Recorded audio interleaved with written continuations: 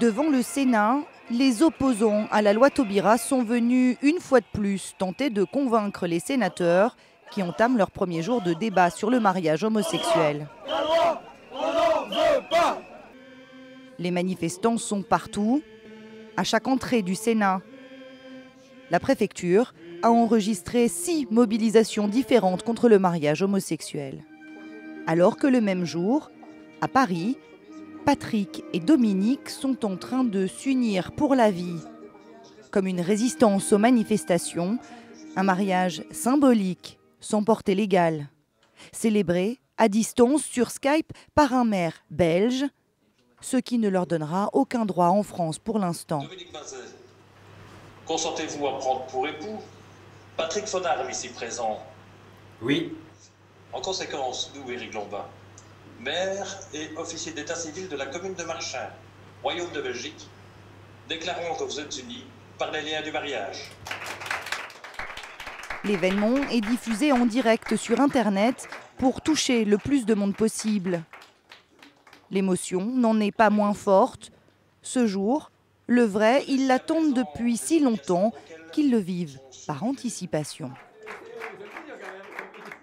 Moi, je suis fier aujourd'hui, j'ai bientôt 50 ans, de pouvoir dire oui devant le maire. Je trouve ça génial, quoi. Ça fait 25 ans bientôt. Et je trouve que conclure par un mariage... c'est un aboutissement, voilà, c'est un aboutissement.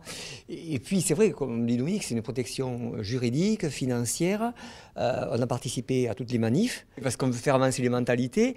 C'est pas en se cachant qu'on fait avancer les choses.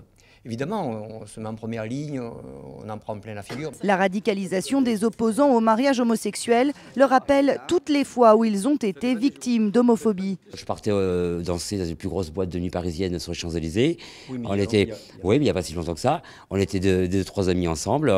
On s'est fait jurer de sale pédé, de vous casser la gueule. Je trouve ça pathétique, en fait.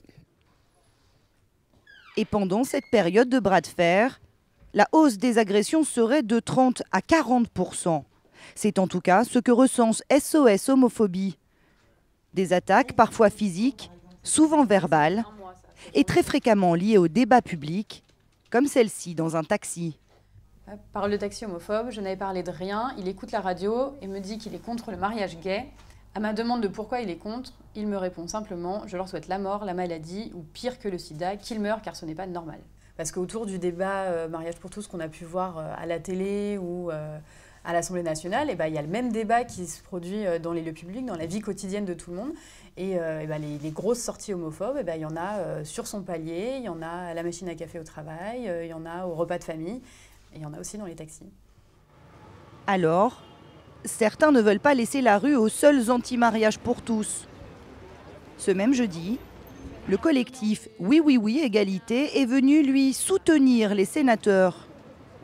Mais le rendez-vous pour se rendre à la manifestation se fait à l'écart, loin des regards des pourfendeurs du mariage homo présents en nombre dans le quartier. C'est vrai que certains d'entre eux sont très violents, il faut le dire, voilà, sont agressifs et lancent des appels à la haine sur Internet. Donc c'est bien aussi de ne pas se promener seul en marge des manifestations, donc de se grouper, de se déplacer ensemble. Un climat de harcèlement, usant, nocif pour certains. Dès qu'on est un peu visible, qu'on est soi simplement et qu'on est dans l'espace public, les gens qui sont contre le projet de loi ne se privent pas de nous le manifester et ça peut arriver vraiment qu'on se balade et tous les 100 mètres il y a quelqu'un qui nous arrête ou qui nous rentre un peu dedans comme ça, l'air de rien, mais juste l'air de nous barrer la route un tout petit peu, quoi. Ça a décomplexé pas mal de gens, quoi. C'est comme si aujourd'hui on pouvait dire qu'on n'aime pas les lesbiennes, quoi. On a envie de les faire chier, quoi. Et ça c'est plus qu'avant. Au fur et à mesure que le débat se radicalise, les rangs des soutiens actifs au mariage homosexuel s'amenuisent. Beaucoup, hors caméra, se disent écœurés, lassés. Ils estiment en tout cas que c'est cher payé pour un projet de loi au rabais depuis le retrait de la PMA, la procréation médicalement assistée.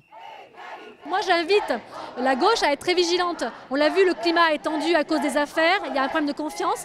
Il faut que sur des lois qui touchent vraiment la vie de citoyens et de citoyennes, et qui n'enlèvent rien aux autres, je tiens à le dire, qui ne lâchent rien et qui montrent qu'ils peuvent aller de l'avant et qui sont un vrai projet de société. Parce que pour l'instant, le projet de société, on ne le voit pas. Ce projet, en tout cas, 53% des Français y sont attachés. Dominique a demandé Patrick en mariage juste après l'élection de François Hollande. Tous deux préparent déjà la cérémonie officielle en France, convaincus que la loi passera sans encombre et qu'ils seront parmi les premiers à se passer la bague au doigt. Ah, Marie avant la fin de l'année. Ah, Mazel Tov.